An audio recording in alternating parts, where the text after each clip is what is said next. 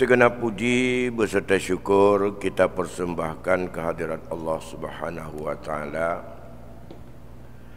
Selawat beriringan salam keharibaan junjungan kita Nabi besar Muhammad sallallahu alaihi wasallam pada keluarga dan sahabatnya sekalian. Para guru-guru kami, bapak-bapak, saudara-saudara dan ibu-ibu sidang jamaah pengajian yang dimuliakan Allah. Baiklah, pada malam ini kita lihat sedikit bahawa fenomena kehidupan rumah tangga kita rentang dengan terjadinya perpisahan atau perceraian yang kadang-kadang indikasi itu dianggap sebagai satu hal yang sangat negatif, yang mana dengan mudahnya terjadinya cerai dalam kehidupan rumah tangga seolah-olah hal itu tabu dan tidak baik dalam agama. Namun perlu kita ketahui, andai kata alasan-alasan yang mengakibatkan terjadinya perceraian kadang-kadang itu adalah merupakan perintah dan anjuran daripada agama kita, sehingga kita tahu bersama ada 3 sebab yang bisa untuk terjadinya perceraian dalam hukum Islam. Yang pertama, terjadinya talak. Yang kedua, terjadinya khulu'. Yang ketiga, terjadinya fasakh. 3 hal itu adalah dalam koridor ketentuan agama. Hak daripada perempuan untuk memisahkan diri daripada suami yang diberi secara penuh adalah khulu'. Hak sepenuhnya seorang laki-laki sebagai suami diberikan kewenangan talak, dan ini tidak ada sangkut paut dengan siapapun. Dan hak daripada penegak hukum, pengendali kemaslahatan keluarga, pemerintah, demi kemaslahatan kehidupan rumah tangga agar tidak teraniaya, tidak terzalimi, tidak dirugikan wanita yang Allah ciptakan lemah, indah dan mudah untuk dipengaruhi, maka diberi hak pasah kepada pengendali kemaslahatan umat. Kita pahami bersama, talak adalah cara untuk melepaskan ikatan suami dan isteri setelah diikat dengan akad nikah. Yang akad nikah itu sangat suci, hanya bisa terwujud bi kalimatillah. Kalimah Allah hanya 2, nakaha atau zawwaja, atau yang semakna dengan itu, atau terjemahan daripada 2 kata tersebut yang kita sering memahaminya dengan akad nikah. Persoalan akad nikah hari ini juga kadang-kadang tidak lagi kita pahami bahwa itu sangat sakral, sangat mulia, sehingga dalam tata caranya banyak sorotan yang berkembang, apakah di rumah, apakah di kantor kuah, apakah di masjid-masjid, yang kadang-kadang peran yang paling dominan di situ bukanlah aspek hukum yang ada untuk keabsahan nikah, tapi kadang-kadang diambil alih oleh promosi, oleh dokumentasi, dan kadang-kadang itu lebih penting kadang-kadang. Padahal itu tidak begitu penting. Untuk tahu akan nikah bukan dilihat pada video.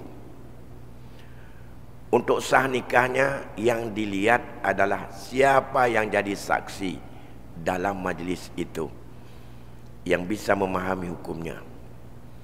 Maka sorotan hari ini cukup banyak. Di masjid kita ini juga kita buat tata cara akad nikah. Di masjid Islamik juga demikian, masjid-masjid yang lain juga demikian, di rumah juga demikian. Mulai daripada tradisi khitbah sampai dengan prosesnya akad nikah, bumbu-bumbu yang di situ bisa menimbulkan yang tidak halal, jangankan sunnah, bahkan bisa menimbulkan dosa dan maksiat. Banyak indikasi. Namun hal ini kita tunggu saja. Bulan 11 nanti persoalan ini cukup banyak masuk kepada para guru-guru kita yang ada di majlis permusyawaratan ulama. Dalam bulan 11 nanti akan dikeluarkan dan akan ditentukan fatwa-fatwanya, baik dengan fotografer, baik banyak cok-cok atanyan bak taman atau bak masjid, baik pada masalah pedong atanyan bak uro pesta, termasuk juga masalah oronyo kirim surat undangan bekap mandua linto baru pada nikah ji galam terjadi, dan itu sudah banyak. Tapi saya masuk hari ini menyangkut dengan masalah persoalan talak, yang merupakan bentuk pelepasan dari pihak suami terhadap ikatan nikah dengan isterinya. Ikatan ini persoalannya tidak bisa dihubung dengan tujuan perkawinan, yaitu anak. Tapi bila tidak mencapai dari saat itu ke depan, maka para ulama membagikan hukum perceraian itu kepada beberapa hukum. Jadi kon makruh tagai. Yang pertama, mentalak isteri adalah haram. Wajib yang pertama, wajib dulu. Jadi getanyo lako na ketentuan keadaan yang wajib talak perumah. Baik ni fikir sakral adanya. Hanjut punya kata kahwin, hanjut ada tabab meno. Nyo mubah. Walaupun sudah persiapan yang begitu mantap. Ada talaahnya menyangkut dengan masalah kecocokan. Atau di dalam bahasa perkawinan disebut dengan adanya, yaitu melihat kecocokannya, apakah dia serasi atau tidak, ataupun telah melihat dengan petunjuk Rasul yang semuanya sudah dilihat, yang prosesnya sangat panjang, tapi bisa berubah dengan sebab perubahan alam, maka bisa saja untuk melepaskan ikatan suami isteri itu adanya hukumnya wajib. Di antaranya yang wajib, bila seorang suami wajib mentalak kalau dia sudah statusnya sebagai orang yang mengilak atau muli, ya, yang ia tidak ingin untuk kembali kepada isterinya. Ada satu masalah dalam rumah tangga, seorang suami bersumpah untuk tidak menggauli isterinya yang sah sampai dengan 4 bulan, dan sumpahnya dipertahankan dan betul-betul tidak mau digauli. Dengan bersumpah tidak menggauli sampai 4 bulan,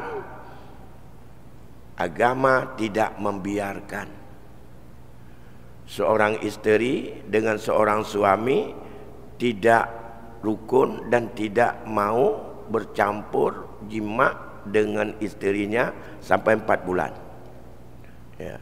Mungkin suaminya ada keinginan supaya ditambang bahasa Acehnya, pamenan itu deh. Ya. Maka hukum mentalak isterinya bila tidak ada keinginan untuk pulang, untuk menggaulinya, itu adalah wajib. Bila tidak ditalak, suami itu berdosa. Wajib dalam fikih, yaitu yusabu ala fi'lih wa yu'aqabu ala tarkih.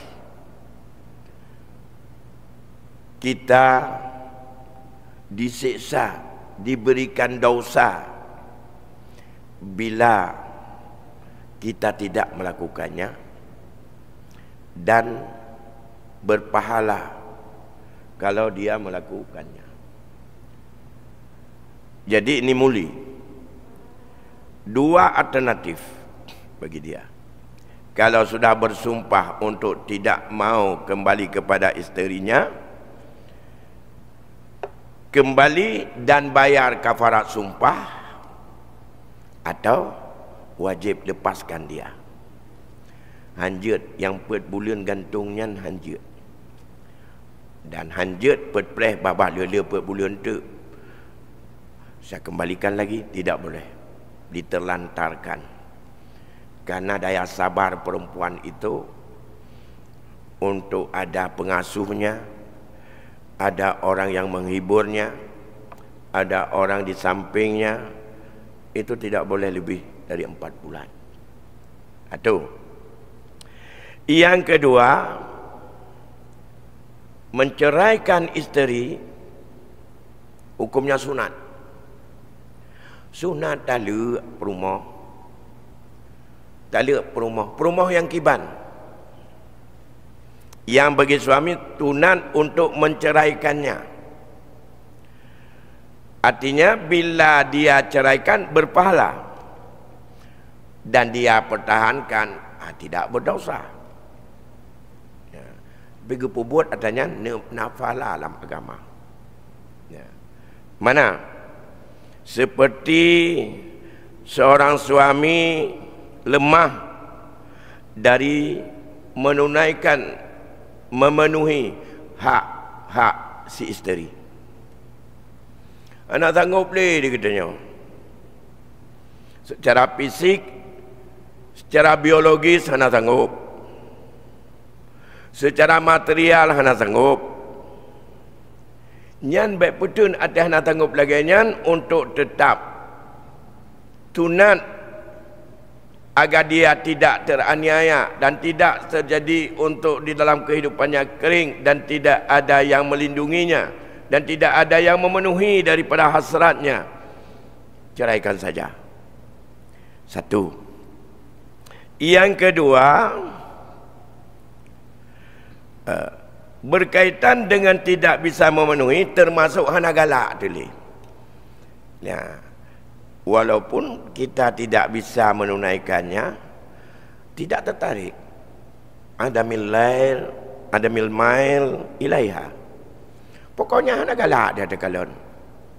Roje saya galak, ini ada kalon jangan mau. Ada tak nanggap meleleh ibabah tu. Ada tu bayi naunrat lemah laju mana semangat. Yang termasuk kita tidak sanggup karena mengapa? Tidak bangkit untuk dalam kehidupan kita untuk mencintainya. Tidak ada lagi rasa cinta kepadanya sebab macam-macam. Sebab katuha, sebab menali go, muda tapi go lutan kaluruh. Sebab kerana kata sakit, genyan kan memang gejak kerana getimang le, patah, macam-macam. Pokoknya sudah tidak bisa lagi membangkitkan nafsu satu. Nyantunan. Au takunu ghaira afifatan, atau isterinya itu tidak lagi terpelihara kehormatannya. Ya. Orang inang katanya kabro akai. Kalau cerewet sudah banyak bohongnya dan tidak lagi terpelihara daripada kemuliaannya, tidak afifah, membuat kita terus untuk rasa syuriga. Tapi syuriga tanpa adanya bukti susah. Suka buat tempat-tempat yang menimbulkan fitnah. Suka untuk bergelandangan pada yang tidak perlu. Suka keluar barangkali bagi jiwa suami yang ia tidak butuh keluar itu. Dan ingin represi tanpa ada suami, dan tidak mau musyawarah dengan suami. Syarat kalau dia sudah tidak lagi terpelihara kehormatannya dalam pandangan kita, jika aib bagi kitanya dengan sebab perilaku jih di luar, galaya cen-cen keroi, galak ia menyanyi, ia joget keroi, apa-apa nak orang ibipen nak bepeng, cen-cen kena keroi, cen-cen kena. Galak lagi lintah ada apa-apa nak orang duk agam kan haji sagonyan, raya ji habang orang lain. Tapi menyuai lakor memang reda lagi nyanyi nak masalah. Yang suaminya itu adalah dianggap itu cacat, dalam pandangan agama itu cacat. Maka dalam hal ini syaratnya malam yakhsha al-fujuru biha, selama setelah kita cerai tidak ada kekhawatiran kita akan melakukan pelanggaran-pelanggaran dengannya. Artinya jih memang hana pahle ka kurang ifah, kurang menjaga diri, tapi dia tak cerai getanya lagi nyancit dan tak tertaji. Ya, ada alasan macam-macam. Tinggal aku anumin. Olehnya kata jak menumpuk dengan ji. Kagalak lom. Nyan tanpa terjadinya mencewek lagi setelah cerai. Nyah nak tunan. Berarti kita tak boleh diwangan ji. Ya. Tapi kalau kita merasa bahwa martabat kita jatuh dengan sebab perlakuan dia, dan setelah kita menceraikannya tidak ada sedikit pun dalam prospek dan kita akan melaksanakan dan akan terdorong melakukan hal-hal yang tidak disukai oleh agama atau sifatnya fujur. Sifatnya itu adalah perbuatan-perbuatan keji, perbuatan yang hana boleh dalam agama. Tip uro ya anak min peduk mai likut dah kan melam kau kena mano tertinggal lu kan mit di mana ji nang ajak aku mai sian duk lelom aje ku pilom pada kali ceri wa galam Begitu juga kadang-kadang Hana fikir panjang. Olehnya kalau ada kekhawatiran melakukan perbuatan curang dengan dia setelah cerai, itu tidak sunat. Betul nak jual kayaknya. Tapi oleh dah cerai pikon lain dah minta kenan lom tak. Ini sunat. Au sayyi'atul khuluq. Sunat menceraikan isteri oleh suami kalau dalam pandangan adat dan agama dia buruk akhlaknya, dengan sekira-kira la yasbiru ala usratiha adatan fima istadharu syekhuna. Menurut syekhuna, standar akhlak yang jelek pada seorang isteri adalah berlaku menurut keadaan adat, kebiasaan orang. Secerewet itu dia, ataupun dia ngomong entah apa saja, atau dia itu cemburu yang berlebihan, hanya minta rezeki. Menurut adat menyodum nan tajam babah ganyan haid tertun secara adat. Ya. Menurut adat menyodum nan yan hanagot dan haid tertun untuk tasabar dan untuk kita terus untuk bisa mendidik dan mengayominya. Itu juga sunat untuk dilepaskan isterinya, cari lain kalau perlu. Nah, kemudian yang selanjutnya, hukum menceraikan isteri yang ketiga adalah haram. Nah, yang haram termasuk yang haram itu adalah dikenal dengan talak bid'ah. Talak bid'ah itu kita suami menceraikan isteri, saat itu isteri dalam keadaan datang bulan. Yang cerai katanya, walaupun menjaga cerai talak ada, namun hukum ji haram. Haram, mudosa dia. Jadi yang kerja ijikkan ukuran bak bengeh tu malu. Payah bertatupu urang inang tu, maka ge pegah dalam hadis. Imsaku bil ma'ruf atau tasrihu bi ihsan. Menyo tanah talak tanah cerai perumah tu dengan baik-baik. Mana dengan baik-baik? Memang betul-betul tidak ada sidi yang bisa untuk terjadinya ketenangan dan pencapaian terhadap tujuan perkawinan. Apa tujuan perkawinan?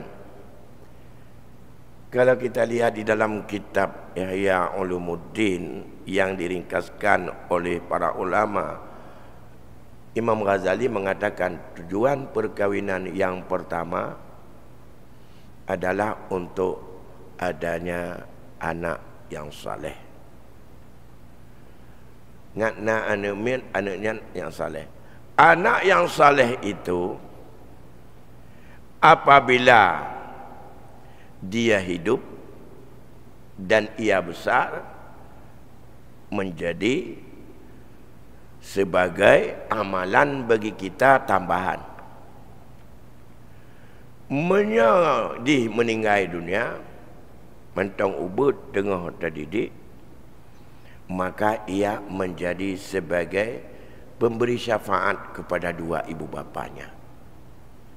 Maka atas dasar itu dalam hukum jinayat, dalam mendidik anak, selama anak itu belum balik, masih dianggap anak kecil, maka dibenarkan kepada ayah, kepada ibu, nenek, kakek dan terus ke atas untuk memberikan hukum dalam bentuk hukum takzir kepada anaknya.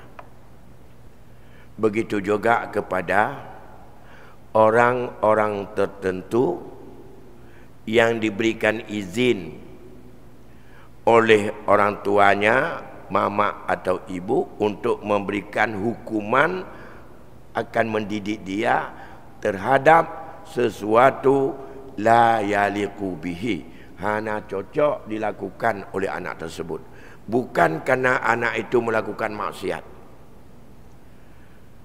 Bahkan karena perlu anak ini berkembang dan besar menjadi anak yang soleh, maka hak takzir diberikan kepada ayah, diberikan kepada ibu dan orang-orang yang diizinkan. Begitu juga hak takzir itu diberikan kepada seorang guru, seorang ulama, ke guru. Agama memberikan hak takzir, di mana apakah kalau dengan guru dia itu adalah masih kecil atau sudah besar.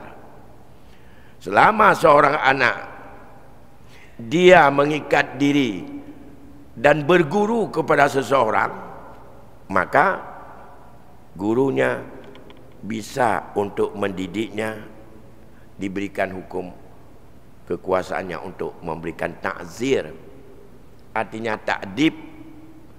Boleh dengan memukul, boleh dengan menasihati, boleh dengan memakinya, boleh dengan menamparnya, dengan syarat kalau mukul tidak melebihi daripada 40 kali, dan pukulannya tidak bisa untuk membahayakan dirinya atau tidak melukai. Diberikan hak itu. Hinan ke penting kontrol katanya seorang yang berguru dengan seorang yang berguru pada Google. Menyata mengguru pada Google, hana tahu tegur tu. Tenang dah ikut, anak tenang dah menyambut ramu guru, bak guru itu bisa menegur dan bisa untuk mendidik kita. Kalau enggak mapan dengan nasihat yang baik, bisa untuk diberikan hukuman. Dan ini yang hari ini dengan alasan Undang-Undang Perlindungan Anak hilang kontrol orang tua kepada anaknya. Apa yang tidak layak kepada anak yang diberikan kewenangan oleh agama, walaupun itu bukan maksiat, orang tua bagi anak masih di bawah umur atau usia SMP ke bawah misalnya, bagi mereka hanya layak untuk begadang malam, nonton TV, main HP sampai pukul 12 malam. Lantas gepegat hukuman di ayah kepada anak yang laginya. Yang baik datanya hukum tema ayah kamu menduk bak warung. 4 ayat yang pegang hanya duduk bak warung. 4 ayat hanya menjaga. Anak tanya ayat. Tapi anak itu seorang anak masih dalam masa pendidikan, tak layak untuk begadang malam sampai tengah malam. Dan dia harus mengatur waktu, mendidik disiplin. Itu tidak termasuk dalam kategori maksiat. Anak-anak tidak boleh bicara hal orang dewasa, bahkan tidak boleh diberitahukan pada masa-masa kecil. Bahaya-bahaya. Kalau dia bicara dengan transparan sesuatu yang tak layak padanya, maka itu bisa untuk diberikan takdib dalam bentuk takzir oleh ayah dan ibu. Makanya etika pendidikan ayah kepada anak ada ditentukanlah agama. Anak masih kecil yang belum tahu menahu menyangkut dengan aurat, menyangkut dengan pacaran, menyangkut dengan macam-macam, itu tidak boleh dengan bahasa yang transparan. Yang kerja di urun Tuhan jamun menyona rumah manyang mandum jamun cik rumah manyang hana batano narunyun yang gekun ba ne bek duk diuk runyun ne merapu kena benjol di kepala. Nyan memang tanya mbak awak ahli kesihatan dalam penelitian hana pernah hitimeng gara-gara dua iuk dunyun dibirapu anak. Tapi bahasa bukan itu bahasa kinayah yang dipakai. Karena anak itu tidak boleh di situ. Siapa tahu nanti orang dewasa turun, kemudian dia itu pakai erok. Kalau lihat ke atas, itu kan sesuatu yang aneh. Nanti begitu juga dalam bahasa-bahasa komunikasi dengan anak. Kejujuran kepada anak dalam hal-hal yang belum layak diketahui oleh anak itu tidak boleh dalam pendidikan. Tidak boleh jujur semuanya. Karena ada tidak layak. Tidak hanya pada anak, maka ayah dan ibu, hal-hal yang sensitif yang tidak boleh diketahui oleh orang banyak, termasuk anak-anaknya, tak boleh bicara. Atanya menyopegah abah hidup dalam kamar dua dengan purmo. Apa mau ngomong tentang masalah yang menyangkut dengan pergaulan suami isteri, masalah yang bahasa-bahasa yang sering kita dengar selama ini.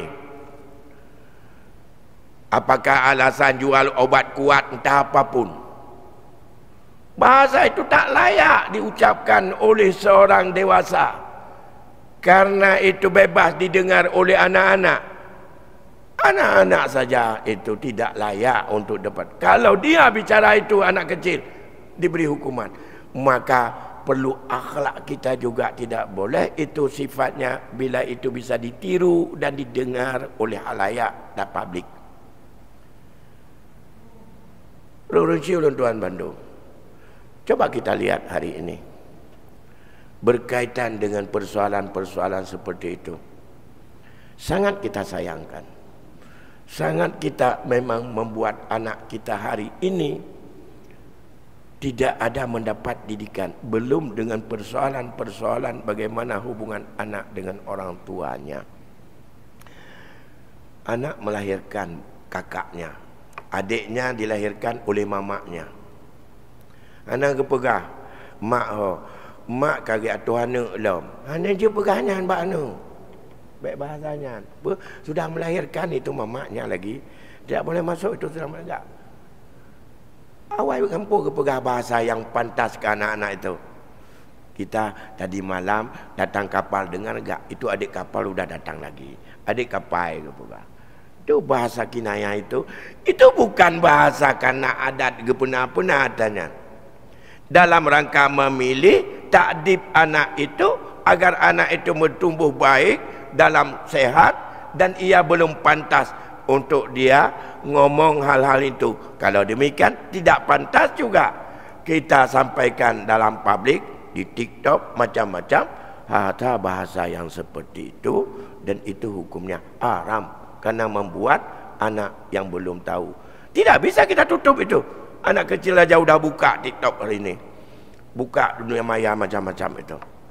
Ya, jangankan itu, di rumah tangga, di luar kamar, kecuali hanya dua suami isteri silakan. Ngaulai aja, kadang naurun dengar, yang itu tidak layak. Nak kode etik dalam rumah tangga, kon pupu yang mohon taruah laju, dengan babahrot, hanjut. Baik, kembali kepada hukum. Maka hal yang demikian tadi itu adalah kalau sudah sampai kepada cacat, dan itu adalah menurut dalam pandangan adat dan pandangan agama itu cedera, maka haik tatun dia katanya ditorot igap dan draw tersendiri malai terdengar menyapa rumah hutannya tunan tala modelnya bagi yang minta tambah model draw gitu. Sunat disunatkan untuk kita menceraikannya. Nah, kemudian yang haram tadi bila isteri dalam keadaan sedang datang bulan. Tunggu sampai dia itu suci. Setelah suci silakan menceraikannya. Apakah talak raj'i, talak bain, talak apapun, tunggu dalam keadaan situasi isterinya. Hikmahnya banyak sekali. Kalau diceraikan pada masa suci bagi si isteri, maka masa iddah dia itu lebih cepat, tidak sampai 3 bulan. Tapi kalau dalam masa dia sedang datang bulan dicerai, masa untuk habis iddah dia lebih lama. Karena dalam mazhab kita yang paling kuat makna quru 3 kali suci itu adalah bukan datang bulan, 3 kali suci. Kalau diceraikan pada masa suci, habis suci itu sudah sekali suci. Bagaimana kalau hari ini hari terakhir suci,